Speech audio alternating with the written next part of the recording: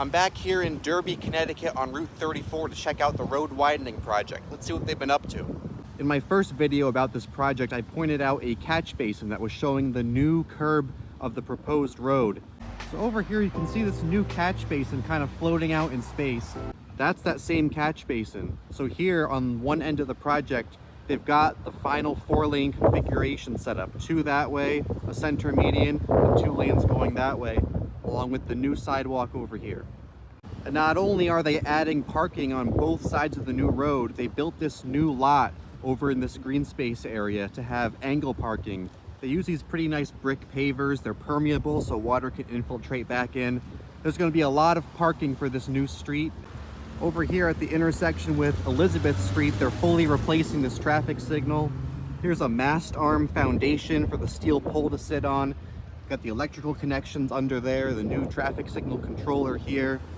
Elizabeth Street used to be 2-way, but now they've made it 1-way coming this way, which means they don't have to include a left turn phase for these people in the traffic signal, and they're doing that to help speed up traffic operations on Route 34.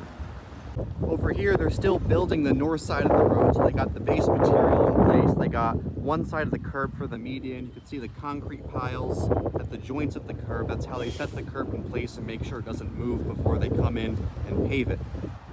Here's another intersection where they're installing a new traffic signal. There never used to be a signal here, but because they're making Elizabeth Street 1-way that way, they're making this street 1-way this way, and they need a signal to get the left turning vehicles up here.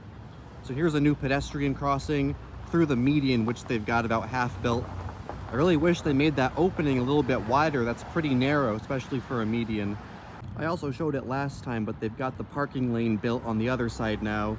Again, with the brick pattern to denote the parking, permeable pavers, and set back from the road by a very low height curb. And behind me, as Route 34 approaches the Route 8 highway interchange, it expands to about 6 or 7 lanes. Absolutely huge. Like I mentioned in the last video, the new streetscape elements, the trees, lighting, brick pavers, new sidewalk, it's all gonna look very nice, but as you notice, I have to yell in these videos. The sound of traffic is deafening through here, and we're not even at the full 4-lane configuration. You should not have to yell to exist in a downtown area, but the town's priorities are moving more cars through here.